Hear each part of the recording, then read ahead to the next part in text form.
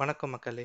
Last 2 இயர்ஸா வந்து நீங்க இந்தியன் ஸ்டாக் மார்க்கெட்ல இன்வெஸ்ட்மென்ட் பண்ணியிருக்கீங்க அப்படின்னா, ஆல்மோஸ்ட் வந்து உங்களுக்கு வந்து ஒரு 0 ரிட்டர்ன்ஸ் அந்த மாரி தான் இருக்கும். இல்ல 1 ஆர் 2% அந்த மாரி இருக்கலாம். இதுவே நீங்க வந்து உங்க மணிய வந்து ஜஸ்ட் வந்து யூரோவாவோ இல்ல யுஎஸ்டியாவோ சேஞ்ச் மட்டும் பண்ணி வச்சிருந்தாலே போதும். அதுலேருந்து ஐஎன்ஆர் டிப்ரிசியேஷன்னால உங்களுக்கு ஒரு 10% ரிட்டர்ன் கிடைச்சிருக்கும். இதுவே நீங்க யுஎஸ் ஸ்டாக்ஸ்ல இன்வெஸ்ட்மென்ட் பண்ணியிருக்கீங்கன்னா, அடிஷனலா வந்து ஒரு 15%க்கு மேலே வந்து உங்களுக்கு ரிட்டர்ன் கிடைச்சிருக்கும். இந்த வீடியோல யுஎஸ் ஸ்டாக்ஸோட இம்பார்ட்டன்ஸ் என்ன? அது என்ன பிளாட்ஃபார்மில் வந்து நம்ம இன்வெஸ்ட்மெண்ட் பண்ணலாம், அது எப்படி நமக்கு பெனிஃபிட்டாக இருக்கும், அண்ட் வந்து நான் ஃபைனலாக வந்து அதை எப்படி கிரியேட் பண்ணுறோங்கிற டெமோவும் நான் ஷோ பண்ணுறேன். இது வந்து உங்களுக்கு வந்து ஹெல்ப்ஃபுல்லாக இருக்கும். ஃபர்ஸ்ட் வந்து நம்ம ஏன் வந்து யூஎஸ் ஸ்டாக்ஸோட இம்பார்ட்டன்ஸ் என்ன அப்படிங்கிறத பற்றி நம்ம தெரிஞ்சுக்கலாம். ஏன் வந்து நம்ம யூஎஸ் ஸ்டாக்ஸில் இன்வெஸ்ட்மெண்ட் பண்ணணும்? நம்ம வந்து சேவிங்ஸ் பண்ணுறோம் அப்படின்னா, நம்ம ஒரு அசெட் கிளாஸ் வந்து ஸ்ப்ளிட் பண்ணி வச்சுருப்போம். ஃபர்ஸ்ட் வந்து gold and Indian stocks and US stocks அப்படின்ட்டு. ஸோ ஃபஸ்ட்டு கோல்டு வந்து இது வந்து ஒரு இன்சூரன்ஸாக ஒரு சேஃப்டி அசட்டாக நமக்கு வந்து ஹெல்ப் ஆகுமே தவிர ஒரு வெல்த் கிரியேட் பண்ணுறதுக்கு இது ஹெல்ப் பண்ணாது. ஏன் அப்படி சொல்கிறேன்னா, கோல்டு வந்து அப்ரிசியேஷன் இருக்குமே தவிர அதுலேருந்து உங்களுக்கு பெருசாக எந்த ரிட்டர்னுமே இருக்காது. ஜஸ்ட் வந்து ஐஎன்ஆரில் 10 to 12% வந்து அதுலேருந்து உங்களுக்கு வந்து ரிட்டர்ன் வந்துட்டுருக்கும். நெக்ஸ்ட் வந்து இந்தியன் ஸ்டாக்ஸ் வந்து ஒரு ஆவரேஜாக 12% வந்து நமக்கு ரிட்டர்ன் கிடைக்கும் ஐஎன்ஆரில்.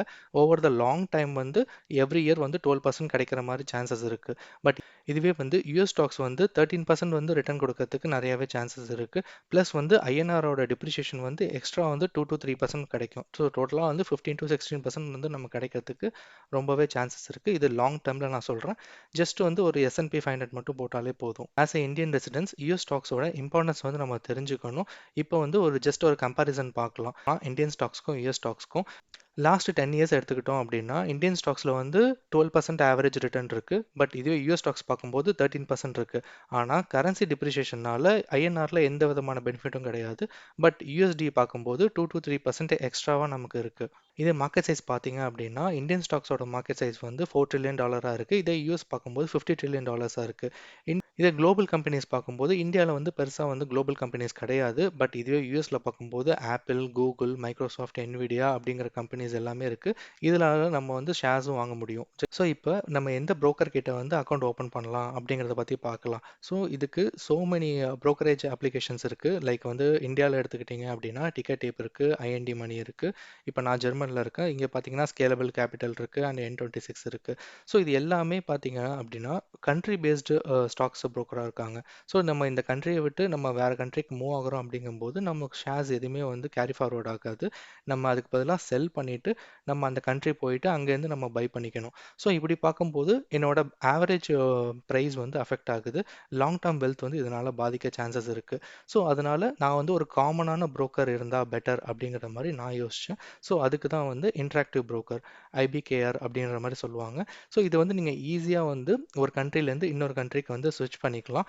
லைக் எக்ஸாம்பிள் இப்போ நான் வந்து ஜெர்மனியில் இருக்கேன். நான் ஃப்யூச்சரில் வந்து இந்தியாவிலையோ இல்லை யூஎஸ்லேயோ செட்டில் ஆக போகிறேன் அப்படிங்கிற பட்சத்தில் என்னோட யூஎஸ் ஸ்டாக்ஸ் இது எல்லாமே வந்து எந்த விதமான டிஸ்டர்பன்ஸும் இல்லாமல் என்னால் இந்தியாவுக்கு ஈஸியாக ஷிஃப்ட் பண்ணிக்க முடியும். இப்போ வந்து நீங்கள் வந்து ஒரு இந்தியன் ரெசிடெண்ட்டாக இருக்கீங்க. நீங்கள் டிக்கெட் டேப் ஆப் யூஸ் பண்ணி யூஎஸ் ஸ்டாக்ஸில் பை பண்ணுறீங்க. ஸோ நீங்கள் ஃப்யூச்சரில் வந்து யூஎஸ் போகிறீங்க, அங்கேயே செட்டில் ஆகுறீங்க பட்சத்தில் இங்கே வாங்கியிருக்க ஷேர்ஸ் எதையுமே வந்து நீங்கள் அங்கே ட்ரான்ஸ்ஃபர் பண்ண முடியாது. ஸோ அதுக்கு பதிலாக நீங்கள் செல் பண்ணிவிட்டு நீங்கள் யூஎஸில் போய் வாங்கிக்கலாம். அது மட்டும் இல்லாமல் சில ரெஸ்ட்ரிக்ஷன்ஸ் எல்லாமே இருக்கும். சில ஷேர்ஸ் மட்டும்தான் வாங்க முடியும், சில கண்ட்ரீஸில் வாங்க முடியாது, சில ETF வாங்க முடியாது அப்படிங்கிற மாதிரி இருக்கும். இதே இன்ட்ராக்டிவ் புரோக்கரில் பார்த்தீங்கன்னா அந்த விதமான எந்த ரெஸ்ட்ரிக்ஷன்ஸும் கிடையாது. எந்த ETF உங்களுக்கு என்ன ஷேர் வாங்கணுன்னாலும் நீங்கள் ஐபிகேஆரில் வாங்கலாம். இது வந்து ப்ரமோஷன் வீடியோ கிடையாது. இது என்னோட ரெக்குயர்மெண்ட்டை சாட்டிஸ்ஃபை பண்ணுச்சு. ஸோ அதனால் நான் இதை சஜஸ்ட் பண்ணுறேன். நீங்கள் உங்கள் ரெக்குயர்மெண்ட் செக் பண்ணுங்கள். உங்கள் ரெக்குயர்மெண்ட்டுக்கு இது ஆப்டாக இருந்துச்சு அப்படின்னா நீங்கள் அதில் இன்வெஸ்ட்மெண்ட் பண்ணலாம். இல்லை உங்களுக்கு வேறு எந்த brokerage வந்து பெனிஃபிட்டாக இருக்குன்னு தோணுதோ நீங்கள் அதில் பண்ணலாம். ஸோ நெக்ஸ்ட் வந்து எப்படி வந்து ஒரு யூஎஸ் ஸ்டாக்ஸ் வந்து பை பண்ணுறதுக்கு ஒரு டிமேட் அக்கௌண்ட் வந்து கிரியேட் பண்ணுறது அப்படிங்கிறத பார்ப்போம். ஸோ இந்த இன்ட்ராக்டிவ் ப்ரோக்கர்ஸ் வந்துக்கோங்க. என்னோட டிஸ்கிரிப்ஷனில் வந்து லிங்க் இருக்கும். அந்த லிங்கை கிளிக் பண்ணிங்கன்னா இந்த ஓப்பன் அக்கௌண்ட் அந்த பேஜுக்கு வந்துடும். ஸோ இங்கே வந்துட்டு ஃபஸ்ட்டு வந்து இந்த இண்டிவிஜுவல்ஸ் கிளிக் பண்ணிக்கோங்க. ஏன்னா நீங்கள் வந்து உங்களுக்காக மட்டும்தான் அக்கௌண்ட் ஓப்பன் பண்ண போகிறீங்க. நீங்கள் எந்த கம்பெனியை சார்ந்தும் அக்கௌண்ட் ஓப்பன் பண்ண போகிறதில்ல. நெக்ஸ்ட் வந்து இங்கே email address and user name வந்து சம் யூனிக்காக கொடுத்துக்கோங்க. நீங்கள் ஜஸ்ட் என்டர் பண்ணாலே அவங்களே வந்து பேக்ரவுண்டில் செக் பண்ணிவிட்டு உங்களுக்கு வந்து அந்த நேம் வந்து வேலிடா இல்லைன்றதை ஷோ பண்ணுவாங்க. அண்ட் நெக்ஸ்ட் வந்து பாஸ்வேர்ட் அண்ட் கன்ஃபார்ம் பாஸ்வேர்ட் இதை செட் பண்ணிக்கோங்க. நெக்ஸ்ட் வந்து கண்ட்ரி வந்து இம்பார்ட்டண்ட். என்னன்னா நீங்கள் வந்து இப்போ அப்ராடில் இருக்கீங்க அப்படின்னா இந்த அக்கௌண்ட் ஓப்பன் பண்ணுறீங்க அப்படின்னா நீங்கள் வந்து இந்தியா சூஸ் பண்ணணுன்ற அவசியம் கிடையாது. நீங்கள் எந்த கண்ட்ரியில் இருக்கீங்களோ அந்த கண்ட்ரியை நீங்கள் வந்து மென்ஷன் பண்ணிக்கலாம். லைக் வந்து Singapore or Germany or UK what ever.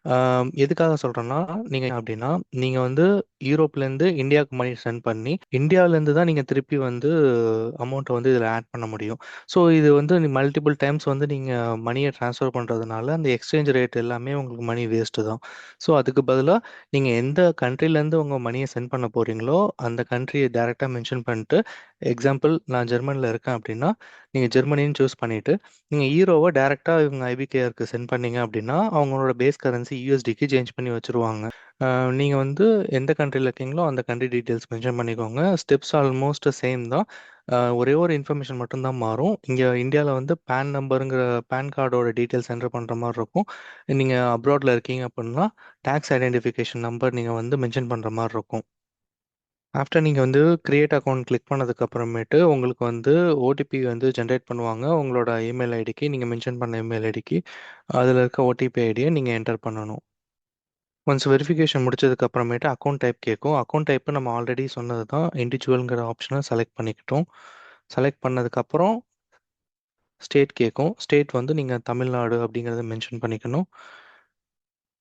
Next வந்து நம்ம எங்கே வந்து ட்ரேட் பண்ண போகிறோம்? இன்டர்நேஷ்னல் மார்க்கெட்டில் தான் நம்ம ட்ரேட் பண்ண போகிறோம். இந்தியன் மார்க்கெட்ஸ் வேண்டாம். இந்தியன் மார்க்கெட்ஸ்க்கு நமக்கு ஆல்ரெடி நிறைய ப்ரோக்கரேஜ் இருக்குது. ஸோ நம்ம மெயினாக இன்டர்நேஷ்னல் தான் ஃபோக்கஸ் பண்ண போகிறோம். So international markets and start application.